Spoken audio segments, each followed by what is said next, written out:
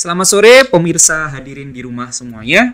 Kita kembali lagi di episode edisi Ngopi Sore bareng Dokter, persembahan dari National Hospital Surabaya.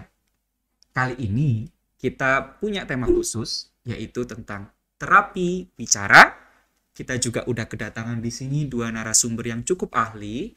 Yang pertama yaitu dari Dokter Farida Agustina, spesialis kedokteran fisik dan rehabilitasi, dan juga ada terapis bicaranya langsung yaitu Mbak Feni Dwini Lamsari. Ya. Selamat sore dokter, selamat sore Mbak Feni. Sore Mas Dito. Iya. Gimana kabarnya? Sehat-sehat semuanya ini? Sehat. Apalagi lagi pandemi kayak gini Sehat nih. dan happy. Masih happy ya? Oh pasti harus itu. Iya. Jadi sore ini nih kita akan ngobrol terkait ya temanya nggak berat-berat sih. Ini tentang terapi bicara. Yang mungkin bagi saya berat ya. Kan buat dokter dan terapis dari Mbak Feni sendiri juga kan pasti sudah biasa. Nah, banyak ya mungkin pemirsa di rumah ini belum tahu tentang apa sih terapi bicara itu. Boleh nggak dok? Mungkin sama Mbak Feni juga. Saya dijelaskan dong, pemirsa-pemirsa ini diberikan informasi apa sih sebenarnya terapi bicara itu? Jadi terapi bicara itu adalah suatu kegiatan dari kita yang dilakukan untuk mengakses dan untuk mentreatment, untuk menterapi, memberikan bantuan pada pasien-pasien yang mengalami gangguan komunikasi. Jadi saya di sini sebutkan gangguan komunikasi, baik itu gangguan bicara maupun gangguan berbahasa. Nah, itu nanti kalau kita detailkan lebih banyak, itu penyakitnya luas sekali. Jadi begitu banyak sebenarnya orang-orang yang membutuhkan terapi bicara. Ya. Kalau dari Mbak Feni mungkin ini yang lebih praktisinya mungkin kayak apa ini? Kalau pasien-pasien yang ada di lapangan juga. Ya, jadi untuk terapi bicara sendiri itu suatu bidang garap ilmu yang menangani berbagai masalah seperti tadi komunikasi yang udah dijelaskan sama Dokter Farida.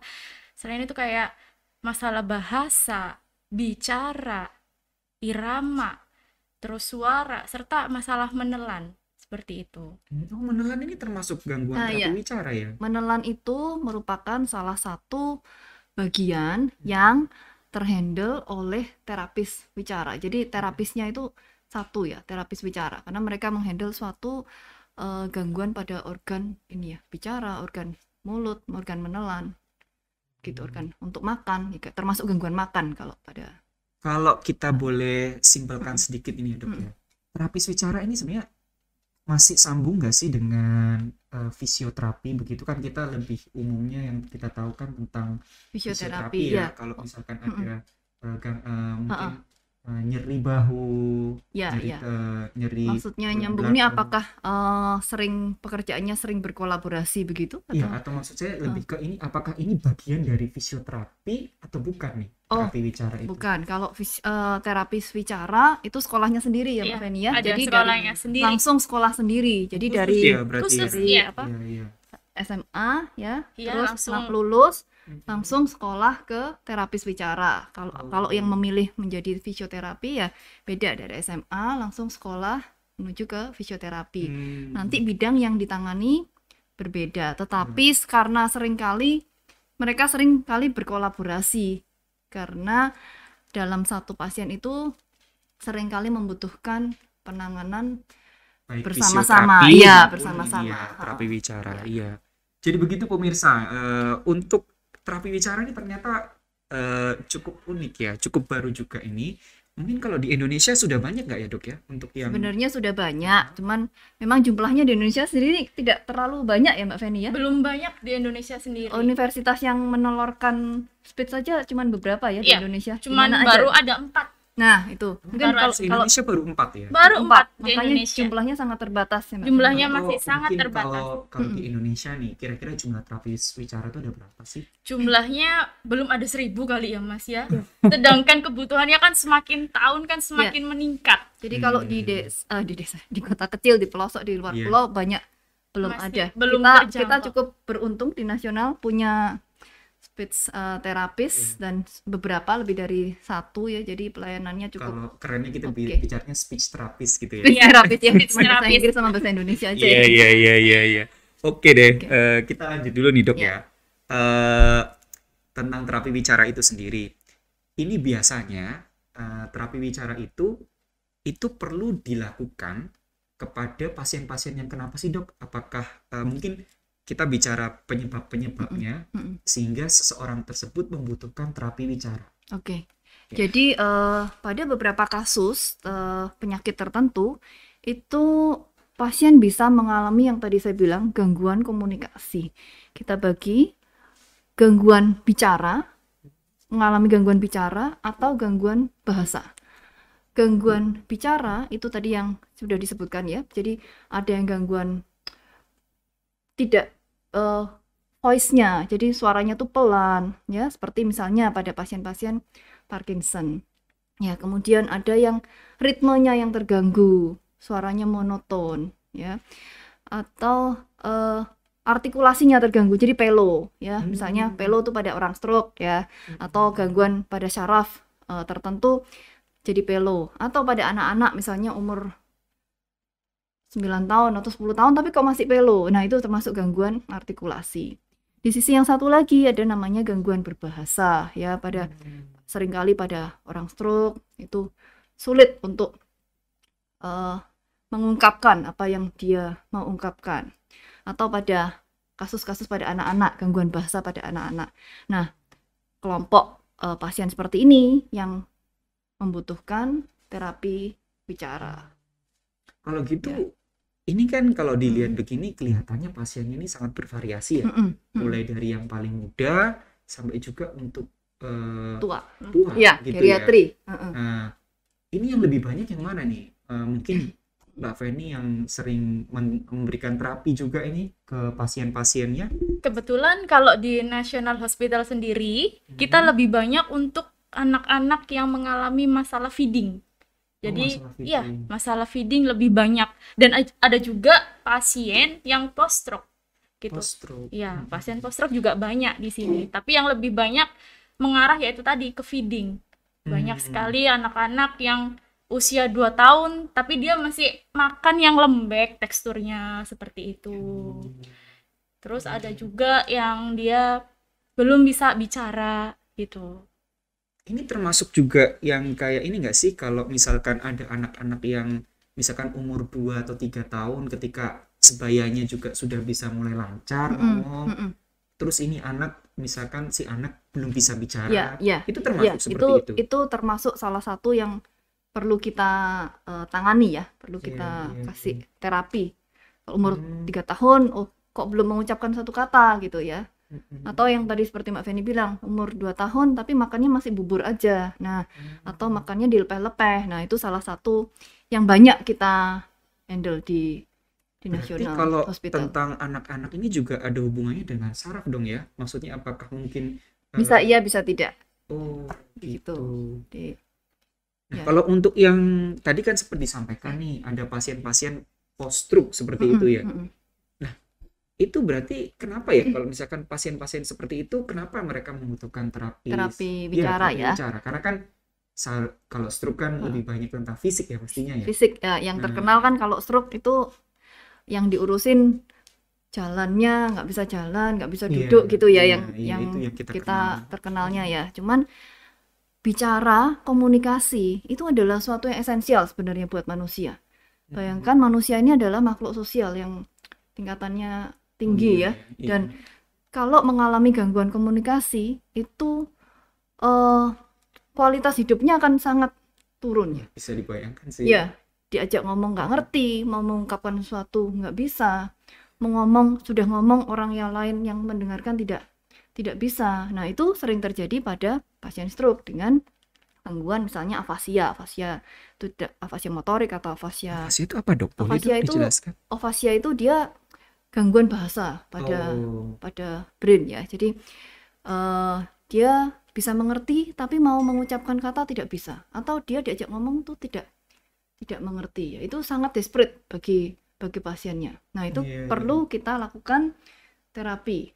Tapi tidak hanya itu, juga seringkali terjadi namanya disfagia. Disfagia itu gangguan menelan sehingga kalau makan batuk-batuk tersedak, sehingga pasiennya tidak bisa keluar dari rumah sakit karena Apa ini jadi komplikasi apa gitu. ini ada hubungannya juga dengan adanya penurunan kemampuan sarafnya mungkin? Ya, Kan kalau benar. kita bicara Heeh. stroke kan berarti Kemampuannya iya, terganggu, berarti kan ya. stimulus dari otak kan ada Betul. yang kurang tuh ke Ya, organ-organ itu. ya. Gitu Jadi ya, Dok ya. begitu. Jadi pada pasien stroke, pasien Parkinson, pasien seringkali pasien tua ya, pasien geriatri yang tidak ada stroke, tidak ada Parkinson, tetapi tidak bisa menelan atau bicaranya jadi pelan banget kalau kelemahan otot secara general. Itu juga itu cukup banyak yang datang ke kita untuk kita latih lagi. Iya, iya. Wah, berarti terapi bicara ini luas banget ya. Luas. Iya. Kok saya lihatnya kayaknya ini bukan hanya terkait tentang kemampuan fisik ya, motoriknya, tetapi Ya. juga bisa jadi masalah psikologi juga. Eh, Iya atau bukan? Jadi gangguan komunikasi itu memang penyebabnya banyak, bisa organik, bisa non organik. Tetapi tentu saja kita ini memang bekerjanya dalam tim, ya selalu Oh, teamwork. Ya. Sehingga kalau apa yang penyebabnya kita bisa handle, kita akan handle. Tapi kalau ada misalnya gangguan makan atau gangguan bicaranya terkait dengan gangguan psikologis, tentu saja kita punya tim akan refer ya psikiater ke ke sini. psikiater, iya, Atau iya. manusia itu kan tidak terkotak-kotak ya. Jadi manusia itu kayak tadi stroke itu juga butuh, oke, kita latih nafasnya. Fisioterapi melatih nafasnya. Kita kuatkan togok itu apa badannya ya untuk bisa tegak supaya makannya bisa lebih baik. Tentu saja peran dari teman-teman dari fisioterapi yang melatih gitu. Jadi kita selalu kolaborasi dalam satu tim Iya, iya. lengkap. Kalau begitu berarti ketika ketemu pasien nih, berarti kan nanti dokter akan lebih banyak melakukan assessment dulu ya Iya. ke pasiennya ini kira-kira apa saja sih yang menjadi mungkin tantangan buat Iya, si pasien ini dan apa yang perlu dilakukan rehabilitasi seperti itu ya Iya. Dok ya. Nah, mungkin kita coba ngobrol dulu nih sama Mbak Feni ini. Kira-kira nih ya, Ya. kalau kepada pasien-pasien yang membutuhkan jasa terapi bicara ya, ini challenge-nya apa aja sih yang dihadapin kalau misalkan lagi ini ya komunikasi dengan pasien, melatihnya itu gimana, terus apakah ini sesuatu yang mudah juga untuk dilakukan oleh pasien seperti itu kan. Kalau kita bicara fisioterapi kan kalau latihan jalan gitu ya itu kan kayaknya ya nggak mudah juga ya. Lah ini kalau terapi bicara nih apa nih challenge-nya? Kalau challenge-nya sendiri ya tergantung dengan kondisi pasien ya. Kalau misalnya untuk anak-anak, biasanya kan anak-anak itu gampang banget rewel ya. Apalagi anak-anak sendiri tuh kadang kalau ketemu orang yang baru gitu ya, baru datang pertama, ketemu orang baru langsung takut. Kalau nggak takut malu kayak gitu. Kadang-kadang Lagi masa seperti itu. pandemi ya Mbak Feni. Apalagi di masa pandemi, Nggak bener pernah banget. ketemu Nggak pernah orang. ketemu. Dia malah menghindar ya, malah Iya, malah kalau menghindar. diajak latihan gitu malah dia bisa jadi nggak kooperatif juga Iya, nih kalau kayak benar. gini. Itu biasanya untuk pertemuan ke-1, kedua, biasanya seperti itu. Kadang kan gini, ada orang tua yang tiba-tiba tanya, "Sus, ini kira-kira berapa lama sih terapinya? Berapa lama anak saya bisa sembuh?" Waduh. Seperti itu. Sering sekali orang tua itu tanya-tanya seperti itu. Terus kembali lagi saya jelaskan. Untuk berapa lamanya itu tergantung dari orang tua. Pertama. Karena kan gini, nggak mungkin anak itu 24 jam sama terapis, nggak mungkin kan. Iya. Yang Bosen jelas, dong kalau iyalah. 24 jam. Yang jelas kan 23 jam dengan orang tua, 1 jam pasti dengan kita kan. Iya. Terapi dengan kita. Jadi gimana pun ya harus dimaksimalkan dengan orang tua, komunikasi dengan orang tua. Jadi orang tua itu harus yang lebih bisa memberikan stimulasi yang bagus untuk anaknya gitu. Ini kan contoh kalau misalkan pasien anak-anak ya. Ya, itu untuk Nah, pasien kalau anak-anak. pasien yang dewasa gimana? Kalau pasien dewasa mungkin Contoh untuk deh yang kendalanya stroke tadi yang kena stroke ya, yang kendalanya pasca stroke. ini. Kalau orang pasca stroke kadang kan emosinya itu yang pertama kan yang kena ya, emosinya. Karena kan dia kayak susah untuk bicara, susah untuk komunikasi. Kadang dia tuh kayak ngerasa, aduh, aku males nih kayak gitu kan. Udah Jadi stressful duluan udah ya. stres duluan gitu kan. Jadi mungkin dia udah gampang capek, emosi udah kena, terus gampang bad mood kan, seperti itu kan orang-orang yang pas stroke itu.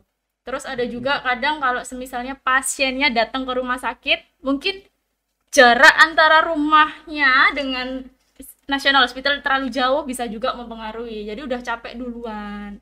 Kayak gitu. Ada juga kadang masalah di alat mungkin. Alat untuk terapi kadang ada yang Terapi bicara ini juga pakai alat-alat khusus ya. ya jelas pasti ada alat-alat khusus juga yang untuk Oke. mensupport supaya cepat pulih lah si pasiennya itu. Iya iya iya iya. Mm-mm. Wah, Jadi memang kalau kita selalu himbau pada pasien ya, selalu edukasi kalau pasien-pasien kami ya. Untungnya nih speech therapist-nya kita ini super sabar ya.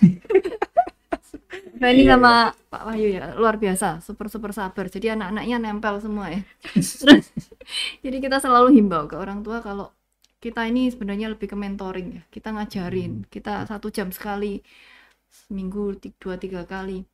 Tapi terapi sebenarnya adalah Anda gitu, keluarga Iya. di rumah. berarti Jadi kita kita ajari iya, memang, iya. kita train mereka, kita mengarahkan kira-kira apa saja ya, sih kita lebih training, baiknya, begitu. ya, kita training keluarga untuk bisa melakukan terapi di rumah. Jadi kita kasih PR setelah pulang dari rumah sakit, kita PR-nya. kasih PR. Ya. Bu, ini nanti ada PR, tolong dikerjakan. Seperti itu. Berarti apalagi kalau zaman pandemi gini ya, itu kan kalau terapi bicara kan harus buka ini ya, buka masker juga itu. Itu apa kayak gerakan-gerakan itu gerakan mulut gitu. Berarti latihan nanti kita mungkin pijat-pijat mulut begitu kah Itu atau suatu challenge tersendiri sebenarnya iya, buat bener. di masa pandemi ini kan kita memang safety number one ya. Iya. Kita keselamatan pasien dan keselamatan petugas adalah nomor satu.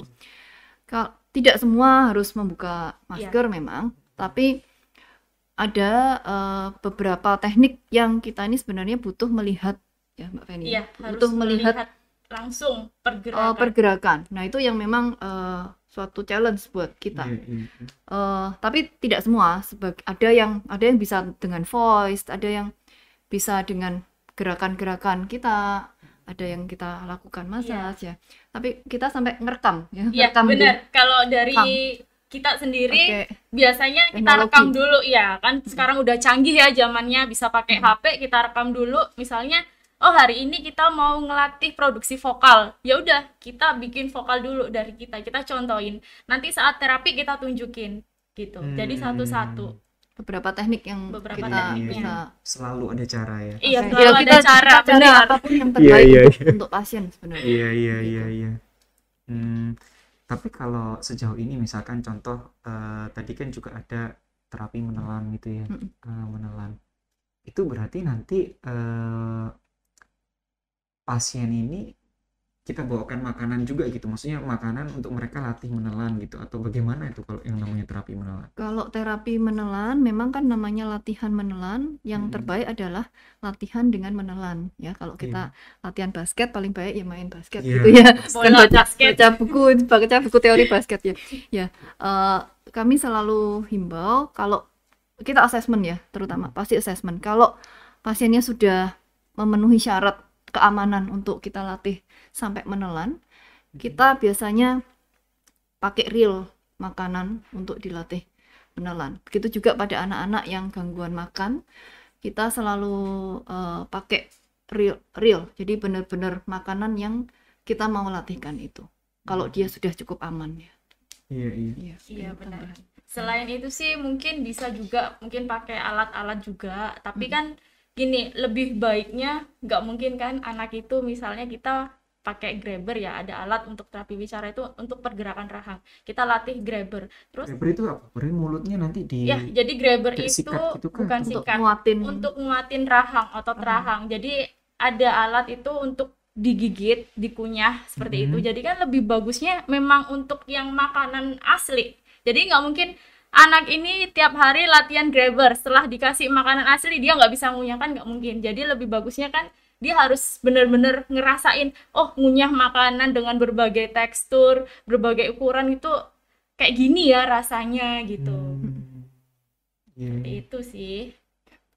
Ternyata banyak juga ya. Saya pikir itu kan ya latihan online, latihan aja. Iya. Ternyata ada Kita ilmu ya. ya untuk mempelajarinya itu Iya. juga ya. Waduh, Nggak luar biasa. tinggal nyuapin gitu, bukan.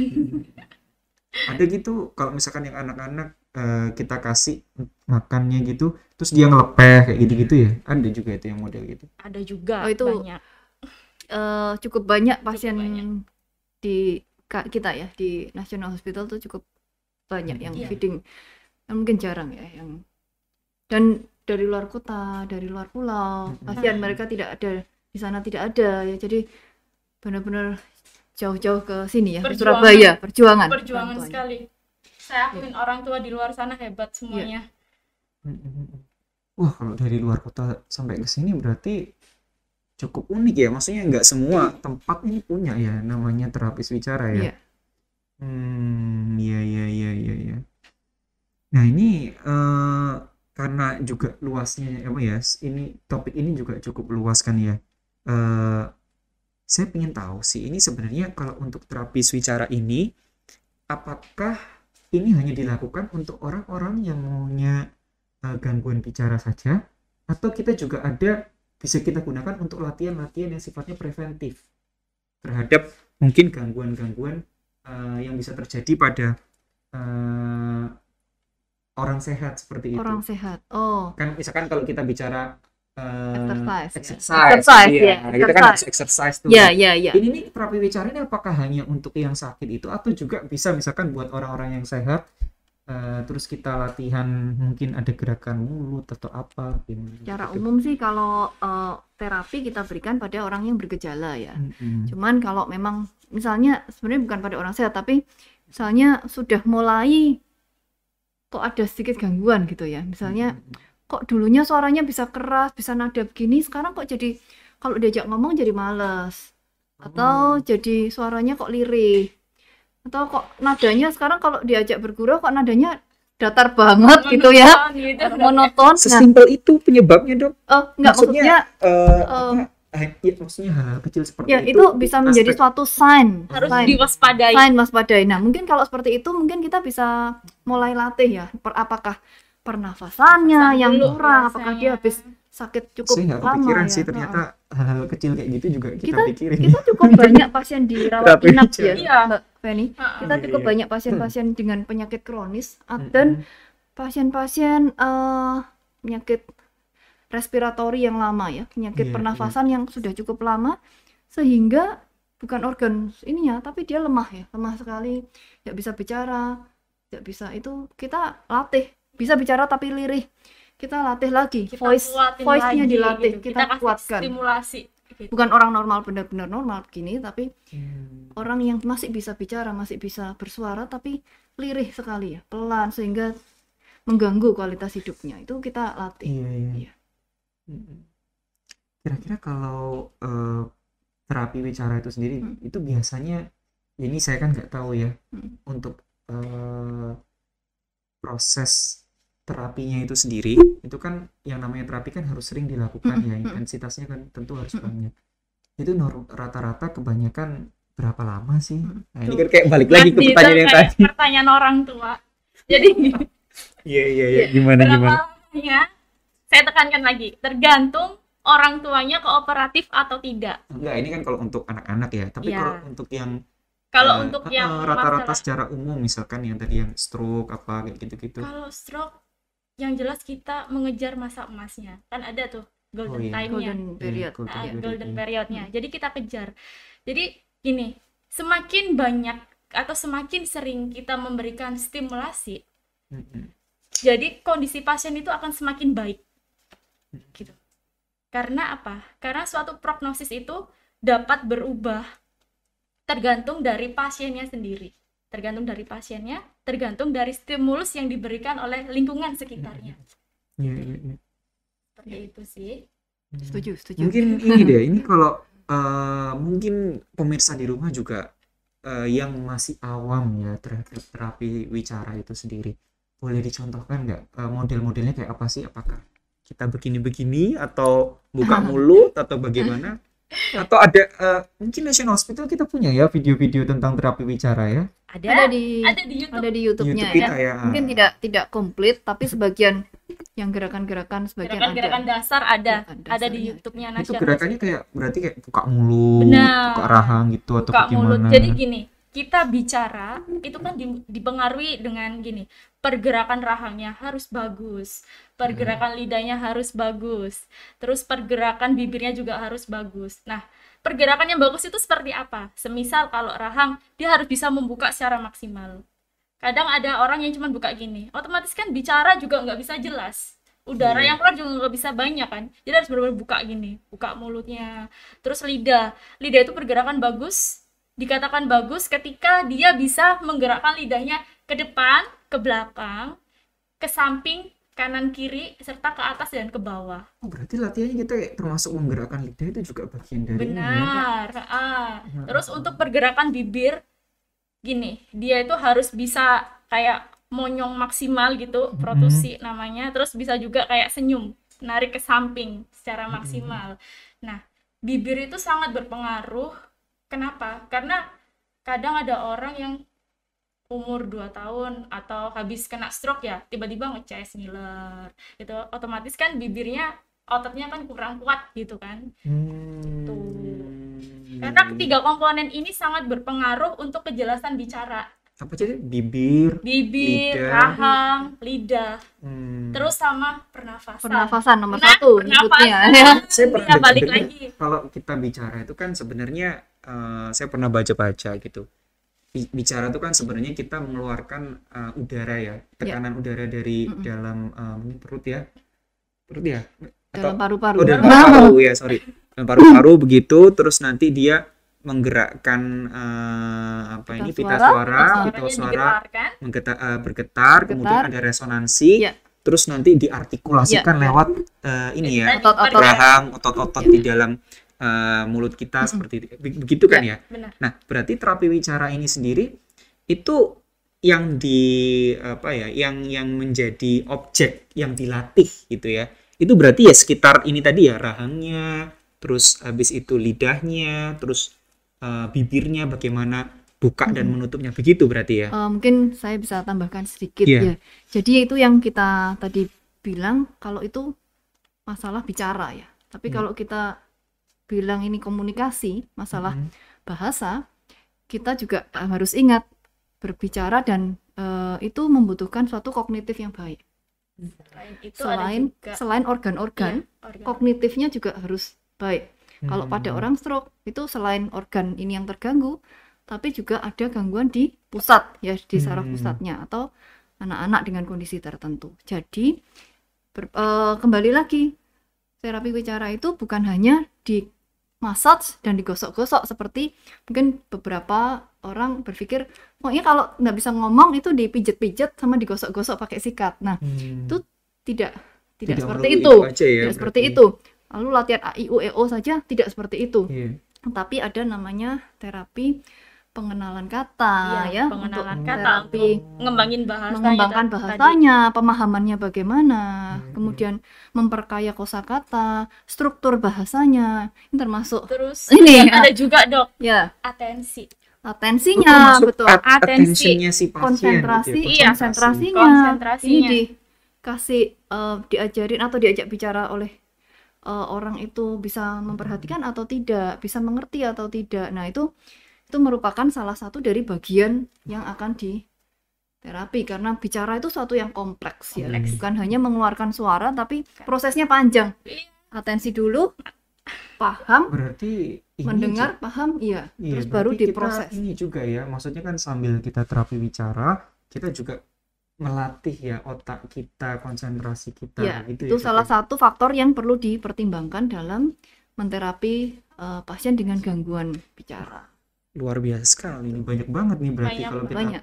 kalau kita mau detailkan satu-satu nggak selesai-selesai Dan nih Nggak cukup pembicaraan kita. waktunya nanti. Dan harus detail karena Iya, Harus iya, detail karena per pemeriksaannya. pasien Iya, iya, iya. itu detail masalahnya beda-beda ya. Iya, iya. Nah, ini buat pemirsa nih yang khususnya di Surabaya.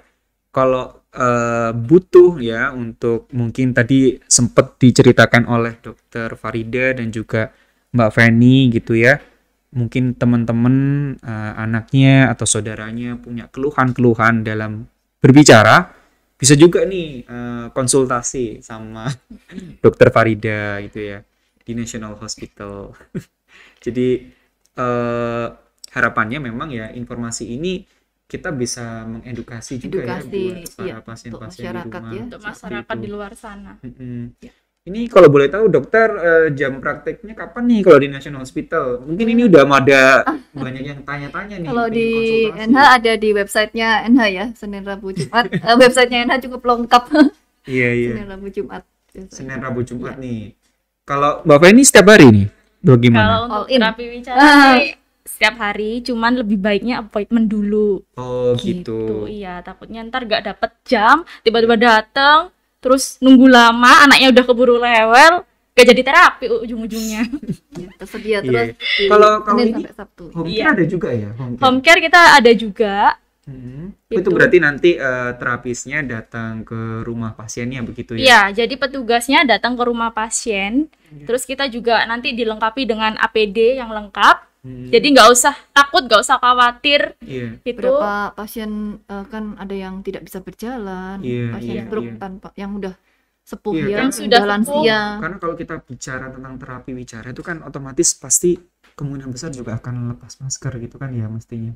Nah ini Enggak, kita selalu pakai. bukan Kalau- maksud saya artinya apa yang kita lakukan yang di National Hospital lakukan harusnya ini sudah aman dong buat Iya. kalau Iya. pasien mau datang ke sini seperti itu. jangan takut buat Jangan datang lagi takut. ke rumah sakit. Karena yang jelas untuk ruangan kita sendiri selalu kita sterilin. Jadi kalau semisal ada pasien satu baru masuk, ntar spraynya kita ganti lagi. APD juga kita ganti lagi. Nggak mungkin kita juga kasihan juga lah anak-anak gitu kan. Kita juga nggak mungkin apa ya membuat orang tua jadi ragu, takut juga kan nggak mungkin gitu. Iya, iya. Terus jangan lupa datangnya kita ada setiap hari Senin sampai hari Minggu. Minggu. Oh Iya, iya, Minggu kita sudah ada. Minggu udah ada. Jamnya dari jam 7 sampai terakhir jam 8 malam Wah, gitu. Tapi kalau untuk hari Minggu kita cuma setengah hari aja, cuma satu petugas. Jadi Iya, mohon iya. maaf, cuma sampai jam Iya, iya, 12 gitu. oke deh. Ya kayaknya sih mungkin sekian dulu ya ngobrol sore kita kali ini. Nanti kalau pemirsa di rumah mau tahu informasi yang lebih detail, bisa juga langsung aja datang ke National Hospital atau bisa kepo-kepoin YouTube-nya NH juga, National Hospital itu kalau nggak salah memang saya pernah lihat sih ada salah satu video yang juga cukup trending itu ya tentang terapi wicara. Ya, tentang oral motor Iya, exercise. tentang orang motor itu ya. Iya, iya.